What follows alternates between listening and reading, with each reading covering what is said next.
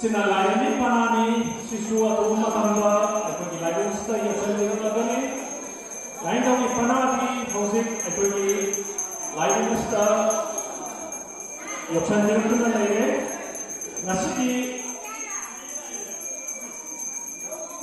bujana anadi hawa habalunda ika kita nak kerja kerja generasi minggu ini pada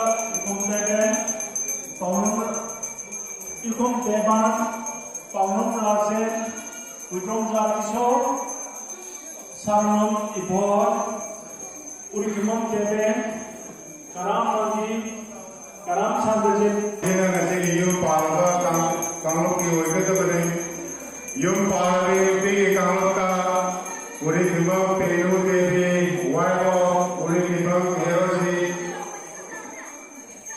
Paunom Nonibra Devi, Wajo Johnson, Aiba, Aniesina, Mutung Yutuan Angga, Apokwa, Mutung Anande, Mutung Herode, Karam Nicolas, Apokwa, Karam Michael, Pomong Yorenga, Apokwa, Pomong Dananjoy, Karam Tamtoira Mente, Apokwa, Karam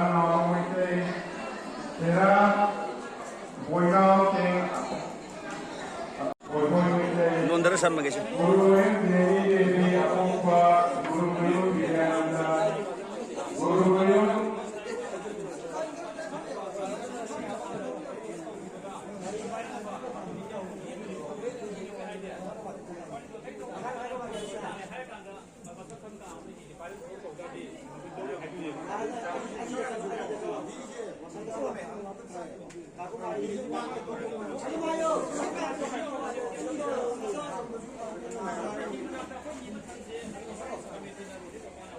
Lashram Manavisatano Apokwa Lashram Mamega Mute Lashram Nivaisano Apokwa Lashram Mutani Karam Silvia Tanu Apokwa Karam Simute Mute Lashram Kamala Tanu Lashram Nandakumar Mute Mabaya Kong Krishna Devi Apokwa Karam Kopate Karam Kandese Apokwa Karam Mati Yokomo Alan Apokwa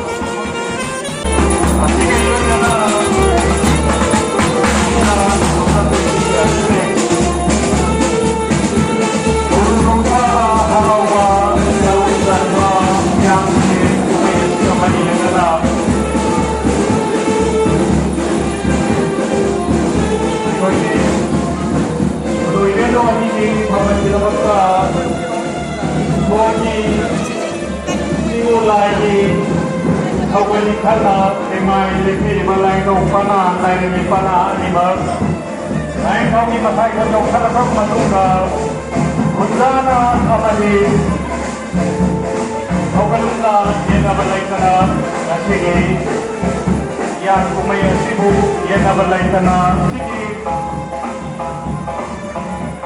yang kumaya sigi atumas arai besar kau ni kata Thank you.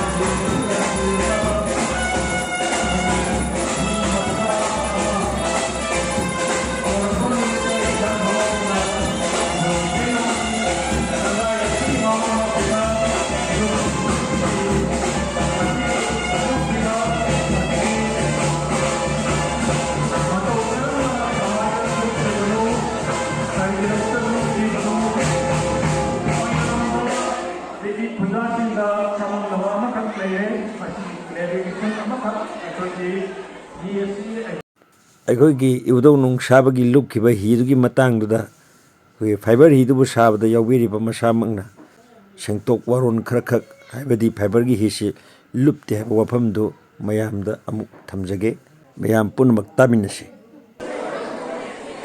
ꯑꯍꯥꯟꯕꯃꯛꯇꯗ ꯑꯩꯈꯣꯏꯒꯤ ꯏꯔꯝꯗꯝ ꯑꯁꯤꯗ ꯄꯣꯟꯕꯤꯕ ꯏꯕꯨꯙꯧ ꯏꯙꯦꯟꯗꯧꯕꯨ ꯑꯩꯅ ꯄꯣꯛꯅ ꯈꯨꯔꯨꯝꯖꯔꯤ ꯂꯣꯏꯅꯅ ꯉꯁꯤꯒꯤ ꯂꯥꯏ ꯍꯔꯥꯎꯕ ꯑꯁꯤꯕꯨ ꯁꯤꯟꯕꯤꯔꯤꯕ ꯂꯥꯏ ꯀꯝꯃꯤꯇꯤꯒꯤ ꯏꯆꯤꯜ ꯏꯅꯥꯎꯁꯤꯡ ꯑꯃꯗꯤ ꯑꯣꯅꯔꯦꯕꯜ ꯑꯦꯝ.ꯑꯦꯜ.ꯑꯦ ꯑꯗꯨꯒ ꯀꯩꯔꯣꯜ ꯂꯩꯀꯥꯏ ꯑꯁꯤꯒꯤ ꯏꯆꯦ ꯏꯆꯟ ꯃꯔꯨꯞ ꯃꯄꯥꯡ ꯑꯍꯜ ꯂꯃꯟ ꯈꯨꯗꯤꯡꯃꯛꯄꯨ ꯑꯩꯅ ꯔꯟꯖꯣꯏ ꯄ꯭ꯂꯥꯁꯇꯤꯛ ꯏꯟꯗꯁꯇ꯭ꯔꯤ ꯍꯥꯏꯗꯤ ꯇꯥꯔꯒꯦꯠ ꯏꯟꯗꯁꯇ꯭ꯔꯤꯌꯦꯜ ꯏꯁꯇꯦꯠꯇ ꯂꯩꯕ ꯎꯅ ꯁꯥꯕꯗ ꯑꯩꯈꯣꯏꯅ ꯄꯣꯛꯂꯤꯉꯩꯗꯒꯤ ꯑꯍꯜ ꯂꯃꯟ ꯍꯥꯛꯇꯛꯇꯒꯤ ꯂꯩꯔꯛꯄ ꯍꯤꯅꯤ ꯑꯗꯨꯕꯨ ꯍꯥꯏꯔꯤꯕ ꯍꯤ ꯑꯁꯦ ꯈꯤꯇꯪ ꯐꯤꯕꯝ ꯐꯠꯇꯕ ꯃꯔꯝ ꯑꯣꯏꯔꯀꯥꯟꯗ ꯀꯃꯥꯏꯅ ꯇꯧꯕ ꯌꯥꯒꯗꯒꯦ ꯑꯩꯅ ꯍꯥꯏꯕꯤꯔꯛꯄꯒꯤ ꯃꯇꯨꯡ ꯏꯟꯅ ꯑꯩ ꯏꯁꯥꯃꯛ ꯂꯥꯛꯆꯔꯒ ꯍꯥꯏꯔꯤꯕ ꯑꯩꯈꯣꯏꯒꯤ ꯍꯤ ꯑꯁꯤ ꯀꯟꯗꯤꯁꯟꯗ ꯌꯦꯡꯖꯕꯅꯤ ꯑꯗꯨꯒ ꯌꯦꯡꯖꯔꯕ ꯃꯇꯨꯡꯗ ꯍꯥꯏꯔꯤꯕ ꯍꯤꯁꯤꯡ ꯑꯁꯤꯗꯤ ꯑꯩꯈꯣꯏꯅ ꯐꯥꯏꯕꯔꯅ ꯒ꯭ꯂꯥꯁ ꯐꯥꯏꯕꯔꯅ ꯂꯣꯏꯅ ꯁꯥꯕꯕꯨꯗꯤ ꯑꯩꯈꯣꯏꯒꯤ ꯇꯁꯦꯡꯅ ꯑꯩꯈꯣꯏꯒꯤ ꯏꯄꯥ ꯏꯄꯨ ꯑꯍꯜ ꯂꯃꯟꯒꯤ ꯍꯥꯛꯇꯛꯇꯒꯤ ꯂꯩꯔꯛꯄ ꯄꯣꯠꯅꯤꯅ ꯃꯑꯣꯡꯗ ꯑꯩꯈꯣꯏꯅ ꯍꯤ ꯑꯁꯤ ꯐꯦꯕ꯭ꯔꯤꯀꯦꯁꯟ ꯇꯧꯖꯕꯅꯤ ꯑꯗꯨꯒ ꯑꯩꯈꯣꯏꯅ ꯍꯟꯗꯛꯀꯤ ꯑꯩꯈꯣꯏꯒꯤ ꯏꯕꯨꯙꯧ ꯏꯙꯦꯟꯗꯧꯒꯤꯃꯃꯥꯡꯗ ꯑꯩꯈꯣꯏꯅ ꯐꯥꯏꯕꯔꯒꯤ ꯍꯤ ꯂꯨꯞꯄꯤ ꯑꯩꯈꯣꯏꯅ ꯃꯤꯌꯥꯝꯒꯤ ꯁꯦꯕꯥ ꯇꯧꯕꯗ ꯂꯥꯛꯆꯕ ꯃꯇꯝꯗ ꯑꯩꯈꯣꯏꯒꯤ ꯂꯣꯛꯇꯥꯛ ꯄꯥꯠꯇ ꯊꯥꯡꯒꯗ ꯀꯔꯥꯡꯗ ꯉꯥꯏꯈꯣꯡꯗ ꯃꯌꯥꯡ ꯏꯝꯐꯥꯜꯗ ꯃꯅꯤꯄꯨꯔꯒꯤ ꯃꯐꯝ ꯈꯨꯗꯤꯡꯃꯛꯇ ꯑꯩꯈꯣꯏꯅ ꯒ꯭ꯂꯥꯁ ꯐꯥꯏꯕꯔꯒꯤ ꯍꯤꯁꯤ ꯂꯤꯁꯤꯡꯒꯤ ꯃꯊꯛꯇ ꯍꯥꯏꯕꯗꯤ ꯑꯩꯈꯣꯏꯒꯤ ꯏꯟꯆꯤ 13 ꯏꯟꯆꯤ ꯑꯩꯈꯣꯏꯒꯤ ꯏꯟꯆꯤ 19 ꯏꯟꯆꯤ 19 ꯏꯟꯆꯤ 20 ꯂꯨꯞꯈꯤ ꯍꯥꯏꯕꯒꯤ ꯑꯩꯒꯤ ꯍꯤꯗꯨ ꯃꯥꯡꯈ꯭ꯔꯦ ꯍꯥꯏꯕꯒꯤ ꯄꯥꯎꯁꯤ ꯑꯩꯉꯣꯟꯗꯁꯨ ꯂꯩꯇꯦ ꯑꯗꯨꯒ ꯃꯌꯥꯝꯗꯁꯨ ꯂꯩꯕꯤꯔꯝꯃꯣꯏꯅ ꯈꯟꯖꯩ ꯑꯗꯨꯕꯨ ꯍꯟꯗꯛꯀꯤ ꯍꯤ ꯑꯩꯈꯣꯏꯅ ꯂꯨꯞꯈꯤꯕ ꯍꯧꯖꯤꯛ ꯐꯪꯂꯒ ꯏꯁꯣꯔꯒꯤ ꯃꯅꯥꯛꯇ ꯊꯝꯖꯔꯤꯕ ꯍꯤ ꯑꯁꯤꯗꯤ ꯆꯍꯤ 4-5ꯒꯤ ꯃꯃꯥꯡꯗ ꯁꯕꯖꯦꯛ ꯇꯨ ꯀꯔꯦꯛꯁꯟ ꯆꯍꯤꯗꯨꯗꯩ ꯆꯞ ꯆꯥꯅ ꯀꯥꯎꯖꯔꯦ ꯑꯩꯈꯣꯏꯒꯤ ꯏꯅꯥꯎ ꯏꯕꯨꯡꯉꯣ ꯀꯦꯗꯤꯅ ꯑꯩꯒ ꯍꯥꯟꯅꯗꯩꯁꯨ ꯈꯪꯅꯖꯔꯛꯄ ꯑꯣꯏꯕꯅꯤꯅ ꯃꯥꯅ ꯍꯥꯏꯔꯤꯕ ꯍꯤ ꯑꯁꯤ ꯒ꯭ꯂꯥꯁ ꯐꯥꯏꯕꯔꯒꯤꯁꯤ ꯑꯩꯈꯣꯏꯅ ꯖꯁꯁꯤꯡ ꯇꯣꯡꯕꯒꯤ ꯑꯩ ꯍꯤ ꯑꯃꯇ ꯂꯧꯖꯒꯦꯅ ꯍꯥꯏꯕꯤꯕꯗꯒꯤ ꯑꯩ ꯍꯤꯁꯤ ꯄꯤꯖꯕꯅꯤ ꯑꯗꯨꯕꯨ ꯂꯩꯔꯤꯕ ꯍꯤ ꯑꯁꯤ ꯆꯍꯤ ꯑꯃꯒꯤ ꯃꯅꯨꯡꯗ ꯂꯥꯏ ꯍꯔꯥꯎꯕꯗ ꯁꯤꯖꯤꯟꯅꯕꯅꯤꯅ ꯑꯩꯈꯣꯏꯒꯤ ꯆꯍꯤ 4-5-10 ꯁꯨꯖꯔꯒꯁꯨ ꯍꯥꯏꯔꯤꯕ ꯍꯤ ꯑꯁꯤ ꯑꯩꯈꯣꯏꯒꯤ ꯃꯄꯣꯛ ꯆꯥꯛꯇꯅ ꯀꯟꯗꯤꯁꯟ ꯐꯅ ꯑꯗꯨꯝ ꯂꯩ ꯑꯗꯨꯅ ꯍꯟꯗꯛꯀꯤ ꯍꯤꯁꯤꯡ ꯑꯁꯤꯒꯤ ꯌꯦꯛꯄ ꯑꯩꯈꯣꯏꯅ ꯌꯦꯛꯄꯁꯨ ꯑꯩꯈꯣꯏꯒꯤ ꯇꯥꯛꯂꯝ ꯏꯟꯗꯁꯇ꯭ꯔꯤꯌꯦꯜ ꯏꯁꯇꯦꯠꯇ ꯑꯩꯈꯣꯏꯒꯤ ꯔꯟꯖꯣꯏ ꯄ꯭ꯂꯥꯁꯇꯤꯛꯅ ꯌꯦꯛꯆꯕꯅꯤ ꯑꯗꯨꯗ ꯍꯥꯟꯅ ꯕ꯭ꯂꯨ ꯀꯂꯔꯗ ꯂꯩꯔꯝꯕꯅꯤ ꯍꯤꯁꯦ ꯑꯗꯨ ꯕ꯭ꯂू कलर लेबा हिसीदा अखोइना मयेक सिंग अदु यक्षनजबनी अदुबु मयेक येकपा फबा फतबा हाइबदुदी आइदि कुमना खंजद्रे अदुबु लाई कमिटीना हाइबिरकपगी मतुंगिना आइना आइगी पेंटर अमा तौरकांदा येंजबनी अदुबु हाइदिबा हि असे आइना मयामदा थमजनिंबा अमना अखोइगी फैक्ट्रीदा लैलिङै मतमदसु हाइदिबा हि असे हेक मयेक येकपा होबा लोइबदगी अखोइगी कस्टमर सिंग लापसे आइए अखोइगी पोट चै लेबा आइगी सुमी लापिबनी अदु लाइबा कस्टमर सिंग लापसिदा हिगी मनाक्ता कनामता संगो याबा अदुना निमोय पादरबदा अखोइगी जे मोंबी अखोइगी इचे थोय फिल्म लो यावदो मासु नोंमा कोइबा लाए अदु आइगे चलगि यंबका माना आई नंगी हिगी मनाक्ता संगो नंद्रे हाय इचे कदौई हाकंदा ꯑꯩ ꯌꯥꯝꯅ ꯈꯪꯗꯦ ꯆꯪꯕ ꯉꯝꯗꯦ ꯑꯩꯅ ꯑꯗꯨꯃꯥꯏꯅ ꯇꯥꯛꯄꯤꯔꯤ ꯑꯗꯨꯗ ꯑꯩꯅ ꯃꯌꯥꯝꯗ ꯌꯥꯝ ꯇꯦꯟꯕ ꯃꯇꯝꯗ ꯑꯩꯅ ꯊꯝꯖꯅꯤꯡꯕ ꯑꯃꯅ ꯒ꯭ꯂꯥꯁ ꯐꯥꯏꯕꯔꯒꯤ ꯍꯤꯁꯤꯅ ꯑꯩꯈꯣꯏꯅ ꯊꯧꯔꯤꯉꯩꯗ ꯑꯩꯈꯣꯏꯅ ꯍꯣꯜꯂꯤꯉꯩꯗ ꯑꯩꯈꯣꯏꯅ ꯂꯨꯞꯄꯣ ꯍꯥꯏꯕ ꯂꯩꯇꯦ ꯑꯩꯅ ꯐꯦꯁꯕꯨꯛꯇꯁꯨ ꯃꯌꯥꯝꯗ ꯑꯩꯅ ꯗꯦꯃꯣ ꯇꯧꯔꯒ ꯀ꯭ꯂꯥꯔꯤꯐꯤꯀꯦꯁꯟ ꯄꯤꯖꯔꯤꯕꯅꯤ ꯑꯗꯨꯅ ꯉꯁꯤꯒꯤꯁꯦ ꯀꯦꯅꯦꯗꯤꯅꯁꯨ ꯏꯟꯚꯥꯏꯠ ꯇꯧꯕꯤꯔꯛꯄꯅꯤ ꯑꯗꯨꯒ ꯑꯩꯈꯣꯏ ꯎꯒꯤ ꯍꯤ ꯁꯥꯔꯤꯕ ꯏꯅꯥꯎꯗꯨꯁꯨ ꯑꯩꯒ ꯂꯥꯛꯃꯤꯟꯅꯩ ꯎꯒꯤ ꯍꯤ ꯁꯦꯝ ꯁꯥꯔꯤꯕ ꯃꯌꯥꯝꯗꯣ ꯑꯗꯨꯒꯤ ꯏꯅꯥꯎꯗꯨꯁꯨ ꯂꯥꯛꯑꯀꯥꯟꯗ ꯑꯩꯈꯣꯏꯅ ꯇꯁꯦꯡꯕꯒꯤꯗꯤ ꯑꯩꯈꯣꯏꯅ ꯁꯣꯔ ꯑꯃꯇꯪ ꯏꯕꯨꯙꯧ ꯏꯕꯦꯟꯗꯧ ꯈꯣꯏꯔꯝꯖꯒꯦꯅ ꯑꯩꯁꯨ ꯂꯥꯛꯆꯕꯅꯤ ꯑꯗꯨꯅ ꯃꯌꯥꯝꯗ ꯑꯩꯅ ꯍꯥꯏꯖꯅꯤꯡꯉꯤ ꯃꯔꯝꯗꯤ ꯑꯩꯈꯣꯏꯅ ꯁꯥꯖꯔꯒꯁꯨ ꯇꯁꯦꯡꯕꯗꯤ ꯑꯩꯈꯣꯏ ꯏꯁꯣꯔ ꯑꯣꯟꯈ꯭ꯔꯕꯅꯤ ꯍꯤꯁꯦ ꯃꯔꯝꯗꯤ ꯑꯩꯈꯣꯏꯒꯤ ꯃꯣꯏꯔꯥꯡꯒꯤ ꯏꯕꯨꯙꯧ ꯊꯥꯡꯖꯤꯡꯒꯤꯗ ꯅꯥꯀꯟ ꯅꯥꯀꯟꯗ ꯂꯩꯔꯤꯕ ꯀꯩꯁꯤꯡ ꯑꯗꯨꯁꯨ ꯑꯩꯅ ꯁꯥꯖꯕꯅꯤ ꯑꯗꯨꯕꯨ ꯑꯩꯒꯤ ꯃꯅꯥꯛꯇ ꯂꯩꯔꯤꯉꯩꯗꯗꯤ ꯏꯆꯝ ꯆꯝꯕ ꯀꯩꯅꯤ ꯑꯗꯨꯕꯨ ꯏꯕꯨꯙꯧ ꯏꯕꯦꯟꯗꯧꯒꯤ ꯃꯅꯥꯛꯇ ꯌꯧꯔꯀꯥꯟꯗꯗꯤ ꯍꯥꯏꯔꯤꯕ ꯀꯩꯁꯤꯡ ꯑꯗꯨꯁꯨ ꯏꯁꯣꯔꯒꯤ ꯊꯧꯒꯜ ꯇꯧꯔꯕꯅꯤ ꯏꯁꯣꯔ ꯑꯣꯟꯈ꯭ꯔꯕꯅꯤ ꯑꯗꯨꯅ ꯑꯩꯈꯣꯏꯒꯤ ꯃꯣꯏꯒꯤ ꯂꯥꯏꯁꯪꯗ ꯑꯩꯈꯣꯏꯒꯤ ꯏꯕꯨꯙꯧ ꯏꯕꯦꯟꯗꯧ ꯊꯥꯡꯖꯤꯡꯒꯤꯗ ꯇꯧꯔꯤꯕ ꯅꯨꯡ ꯁꯥꯔꯤꯕ ꯃꯌꯥꯝꯗꯨꯁꯨ ꯑꯩꯅ ꯒ꯭ꯂꯥꯁ ꯐꯥꯏꯕꯔꯅ ꯁꯥꯖꯕꯅꯤ ꯑꯗꯨꯅ ꯃꯌꯥꯝꯗ ꯌꯥꯝ ꯀꯆꯥꯅ ꯍꯥꯏꯖꯒꯦ ꯑꯗꯨꯒ ꯒ꯭ꯂꯥꯁ ꯐꯥꯏꯕꯔꯒꯤ ꯍꯤꯅ ꯑꯩꯈꯣꯏꯒꯤ ꯏꯔꯣꯟꯅꯨꯡꯗ ꯅꯨꯃꯤꯠ ꯅꯤꯅꯤ ꯍꯨꯝꯅꯤ ꯂꯩꯒꯗꯕ ꯅꯠꯇꯦ ꯍꯥꯏꯕꯁꯦ ꯑꯩꯒꯤ ꯁꯥꯏꯠꯇꯒꯤꯁꯨ ꯍꯦꯟꯗꯣꯛꯆꯔꯒ ꯃꯌꯥꯝ ꯄꯨꯝꯅꯃꯛꯄꯨ ꯍꯣꯡꯅ ꯈꯨꯔꯨꯝꯖꯔꯤ thank you Palama amadi yung patirama kasi ilayo na laki ng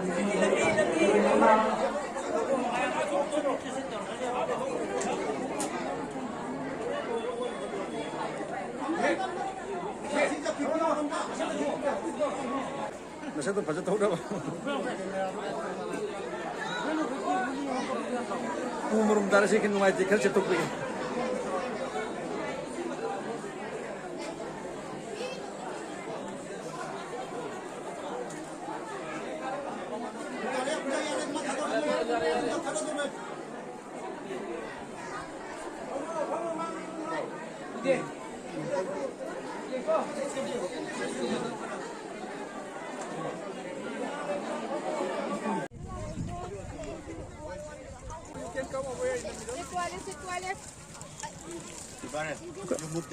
Kau principal jauh kira apa?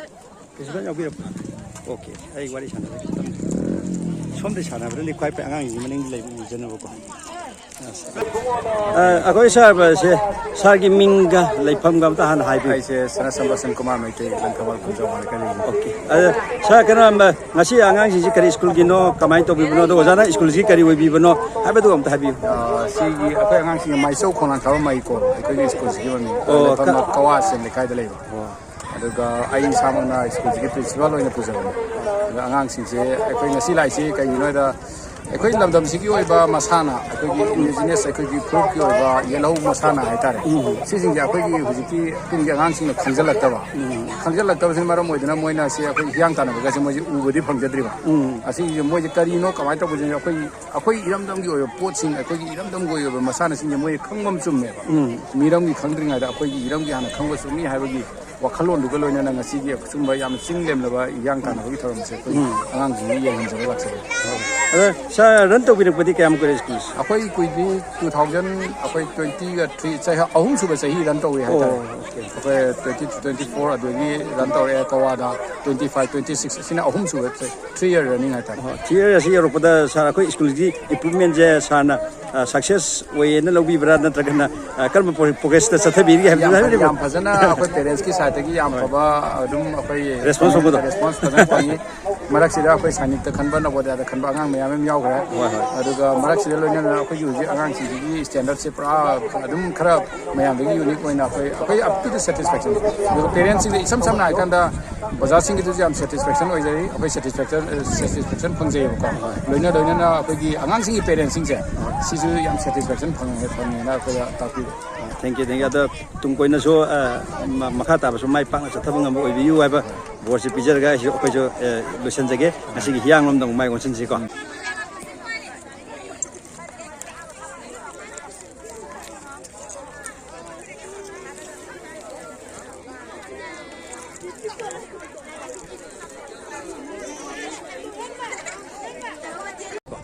Yang lu besul nana itu, aina kaya yang kanggu tu ino. Pajagi ming laipam cahi aduga salai kalau nana amteng sektapi.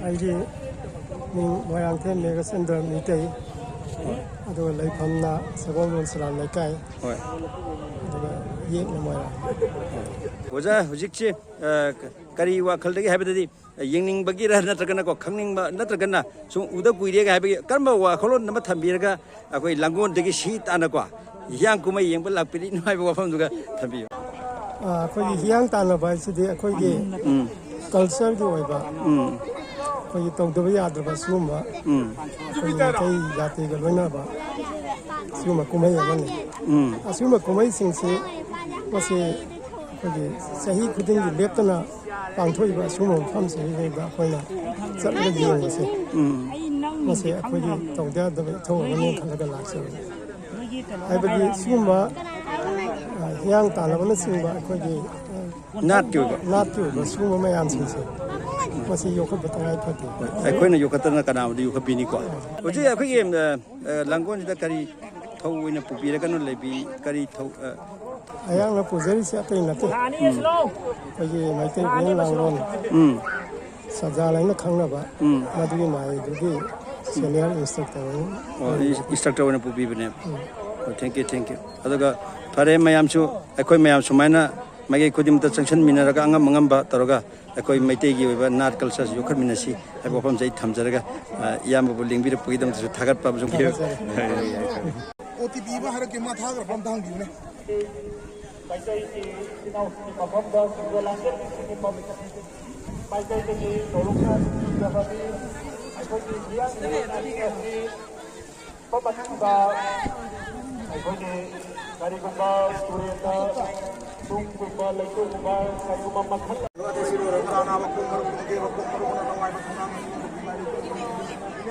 Awang ko mo supaya rin sigara tinaraman ko at sa kumukuro sa mga iwan kayo nung kausara mo yung mga sa gumi yung kufrali kung gadi sa sa inyo.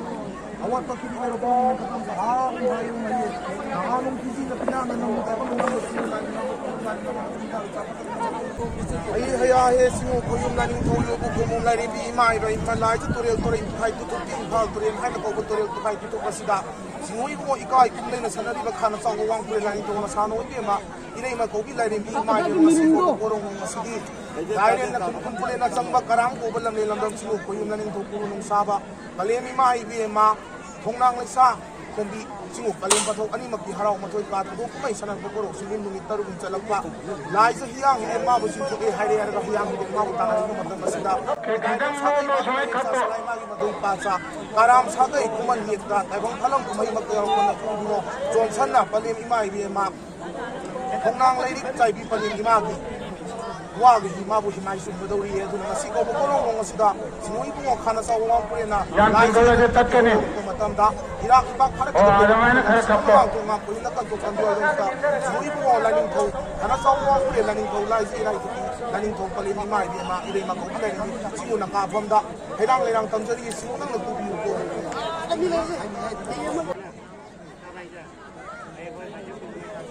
오.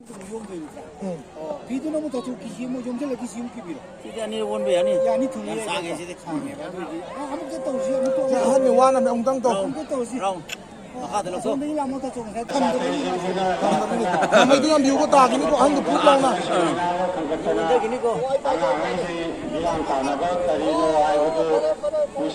이도 같이 좀 비우. 요래. 야래. 비비로. 좀 비우. 하나 다로 손다. 비로 아주가. 비로.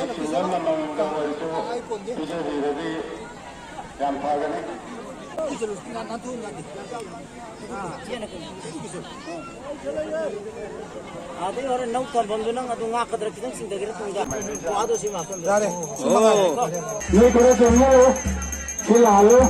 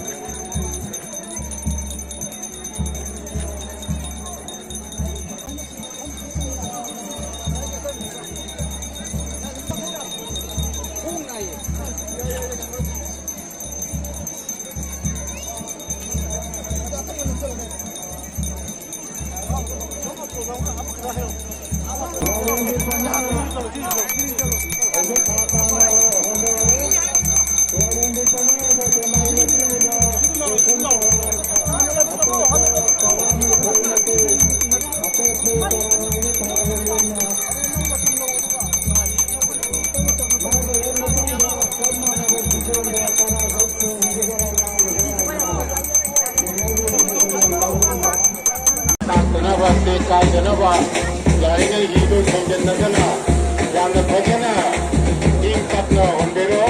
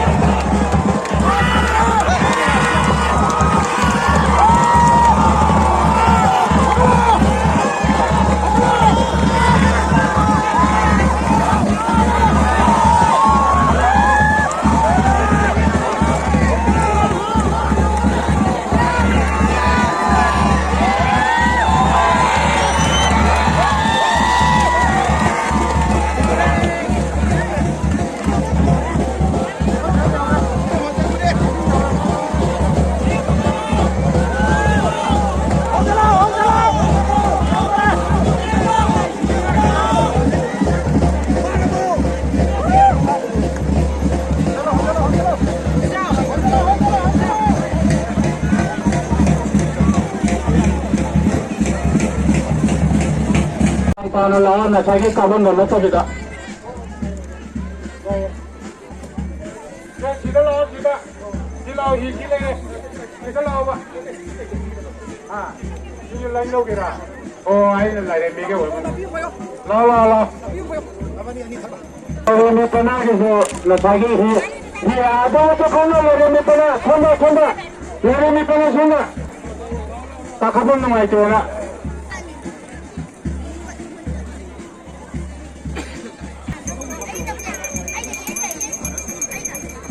Hoy lain di pernah ke amai di sini, cuma lengkap terus.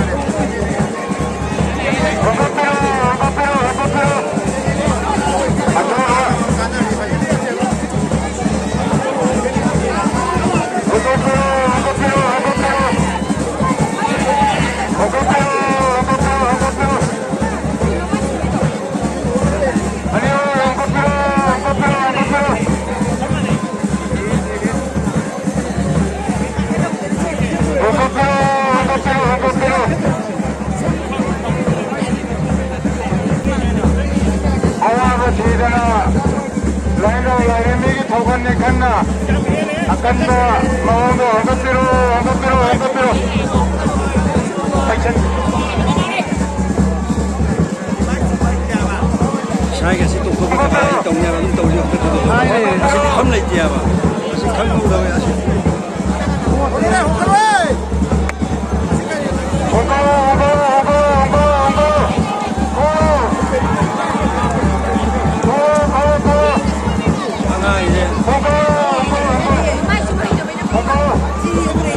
lạc rồi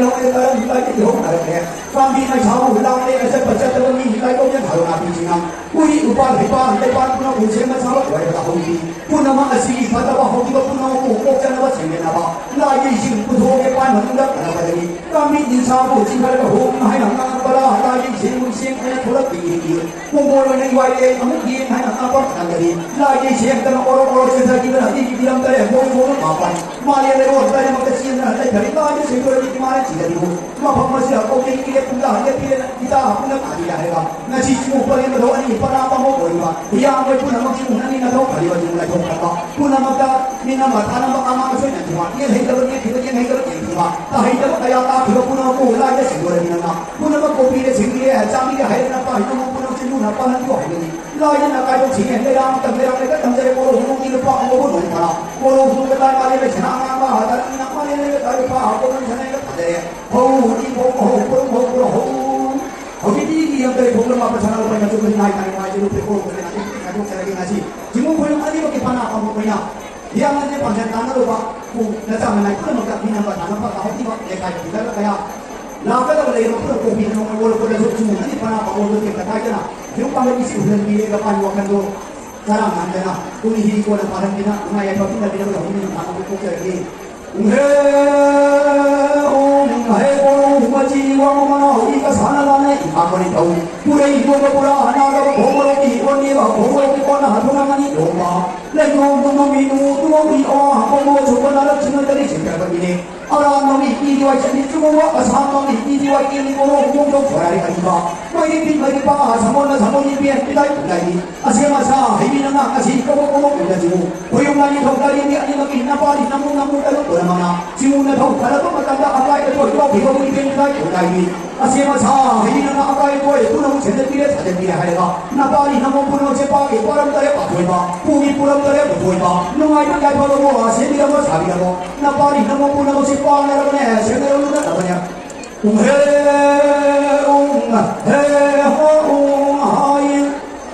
미가 야이가 더리 부야 더리 남이 더리 가봐본 더리 가봐 먹으라는 게 우리 공동다리 여기 막 올라는데 나하노 이 빛나 빵 빛나 보거나 가마나 자유나 가야만 누구나 빠이왕나 용무나 동생나 디비 먹어자 빵에 마찬자 까이에 나 진짜 양내 가보고요자 공부가 가가야나 필리피나 호미나가 반은 것자리 비나 비고는 호기거나 비거나 가봐라 지비엔이나 와 히나 공무나 공이나 하루나 용무나 간디가 양내가 오히나 나 비고 용내거나 총무가 괜찮아 나나 내 파이 누가 된다 이거가 와 이거가 없는 이거나 못하려고 본다 보거나 미남 소리나 아마가 소리나 아나마 저거 보면 거리 아니 거기다가 공동감이 더 불나는 게 너희야 공동감이 너희 막 불나는 게 나하노나 봐 이놈 불나마가 디모 보들딘 내려가라고 받아거나 알랑 내려가 못지고 거리까지 만나 디모 받아버리고 비라고 거리까지 받아버리고 비라고 디생 비라고 거리까지 비라고 나봐 이놈 불나마감이나 나발랑에 나봐 사진나 나봐 다와나 나봐 꼬로나 나베로미나 나봐 마누 장이 반니 마누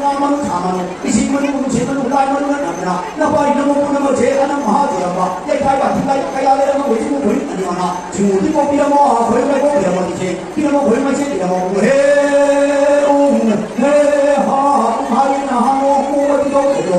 그게 공경이 이마다 너무 동동다에 빠빠나 마시고 이모가 더 비만하지만 아니 그게 하여가 이슈이고 이모가 더 비만하지만 아니나 만약에 내일이 이런 달에 공이 보면 빠빠나고 이게 공이 하니까 뭐 얼마 얘기라다 뭐를 누나 해야 되거든 공이 보면 불러는 신나니 까버리 누나 해야 되거든 수비자 어디고 이러다 어디는 누나 해야 되거든 이게 이런 불러들이 누나 해야 되거든 파리 뭐 보는 것이 이런 공을 불러를 하게 하여가 이모가 더 비만하지만 아니나 이런 달에 공이 보면 빠빠나고 이게 나버려 공이 나버려 주고 아니 그딴 거 아니지 뭐는 부나 빠진 별안에는 저 나무지 바람을 나보고 부모 때가 지내가 파리 벌거니 뭐 그래가 하나게 이기만이 담아만 지만이 담아가고 마시기 이런 데 보이 보고 얘가 버리 이런 보고 주고를 빠는 지내래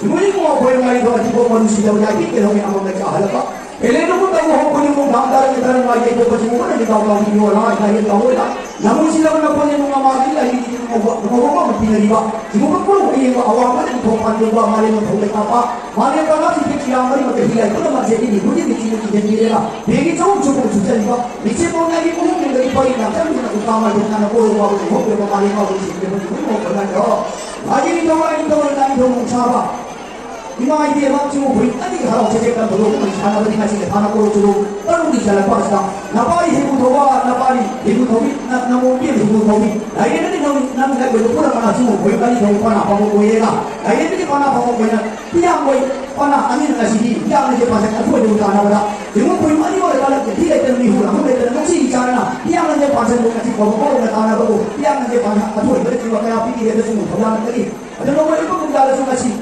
kumjasa biang je pasang tanah berjumur orang mitra ada kali kita di bangsa sebenarnya ramai orang bersuara kita dengan leher kita tu jumur ni panah baru ada asal berada di depan mitra nah sana sepuluh mana sih yang je pasang tanah berapa tambah sama pangan cuba di bawah sama pangan hampir pun nah paling mau pun ni paling mau kan pun mana bawa pun ada pun nak hampir paling mau kan mana pun baru Amang mana manggil dia tu hobi, amang mana punya tapi amang mana manggil dia hindi ba. Nomor jadi kita tu nak cakap itu nak macam kamu isi semua kena. Kunci nomor kita ni head nama pun hindi kita tak mahu anak buat dia tak. Jiwa ni nak tahu apa kalau program ni dia mau. Jiwa tu pun jadi nak cakap itu nak berapa hari nak berapa nak hari nak kau berapa tak boleh dia. Pada pun pun dia mau. Asyik tu pun dia ni asyik tu hari nak kau. Nak cakap itu pun nak dia dari salah kerana sebab apa. Bukan macam dia nak pun pun je. Bagi pada kita pada apa pun pun kita tu dia. Kalau dia nak pada suruh dia Semua yang pada puji puji kita nak puji jangan depan ini mereka. Puji orang itu dah harus jadi dalam bahasa Sunda. Nomor berikut kita harus jadi dalam nama dia. Nasi kau orang nak cuma ni nak naik hidup kita mana? Dia macam pasal. Aku itu tak ada mana bahasa Sunda. Nomor itu kita dah ada nak tahu kita macam. Dia macam pasal aku itu tak ada nama dia. Cuma nak tahu dia kita pun. Jiwa itu mana pun yang berkasih kalau kita dalam dia kita asal kita tahu dia apa. Dunia awak nak kita nak tahu kita macam. Tahu kita ada nama kita cuma boleh baik nak tahu kita dia. Orang itu tadi suara dia tadi orang tadi pulang nama dia baik kita tadi. Ini kita tadi bukan tadi lagi dua kita ni bukan tadi. Dia tahu kita ini tuan mana tadi. Cuma ni orang tadi lagi ni mana. Cuma ni saya boleh lepas apa ni berarti. Pada mahu kita kalau mahu bisa dipakai bukan pun ada ribuan macam tu kan apa. Kawan mahu hasil ada boleh saya bukan kita boleh apa kalau tak ada apa. Asal pada aku pada yang sudah tadi tadi dia. Kita sama semua nak cek. Hari bisa dibilang pagi kita satu orang yang boleh buat yang lain juga. Kita sama semua berfikir kita rumah ada kita orang apa. Tidak diwahida ini. Kita sama semua nak cuma kalau buat kalau tak boleh kita mana berikut. Ya tapi kalau sekolah mana kau pun ini dia cuma bermain. Kita sama semua nak sudah apa nak buat. Apa pun nak fikir orang yang belum tahu. Cuma nak kita tahu kalau tahu. Kita sama mahu tidak biar. Kita sama semua punya dia itu yang lebih dia. Ini yang awal. Jadi, yang pertama adalah bersama yang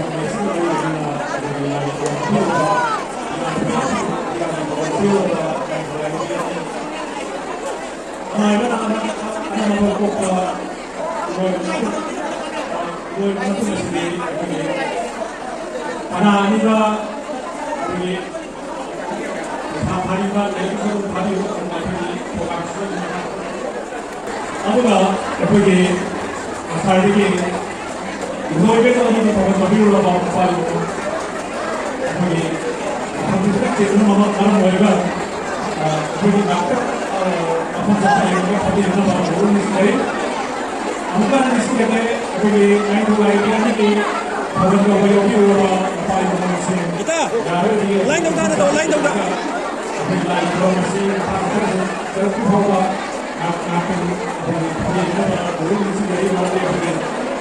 Di segala dan segala, kita tahu yang mana yang masih berkembang belum.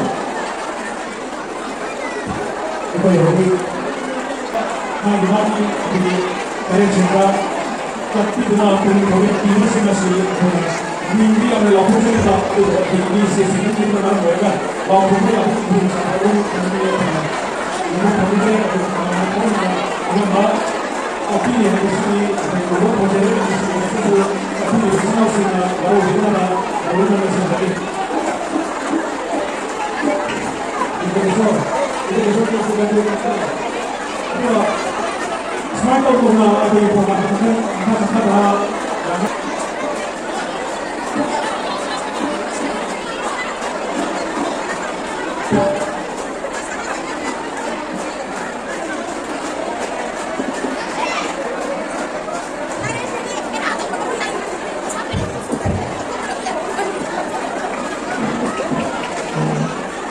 bola hap gitu. Bola nambah pecah bola nambah. Bola sendiri. Bagi semua orang mungkin ada di pasir. Saya terima kalau bersedia begini.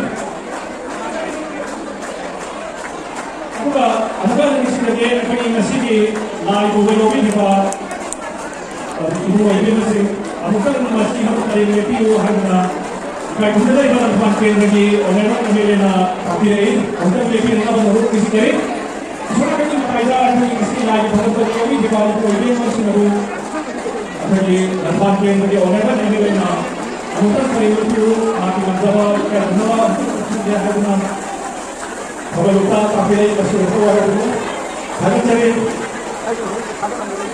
masih awak aku masih sebagai ibu jadi kita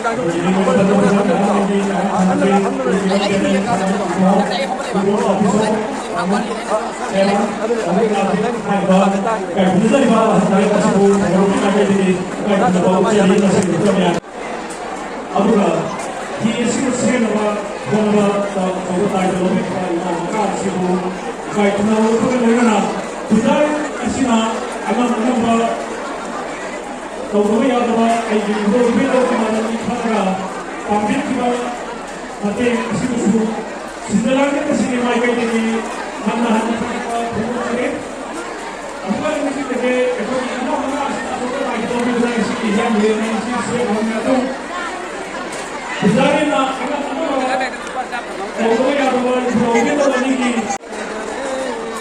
agak cari kau mana masih yang ni di masa kecil dari sini begini kata rumah kata memang terjadi nah usina lagi kita lagi kita ini ini bahu kita ini kita ini masih kita nah usut agak cari